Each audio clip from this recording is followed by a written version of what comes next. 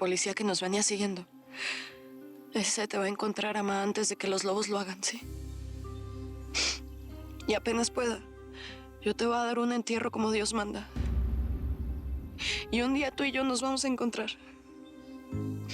Y ese día te voy a contar la historia de cómo le hice pagar al desgraciado de Chucho Casares todo lo que nos hizo.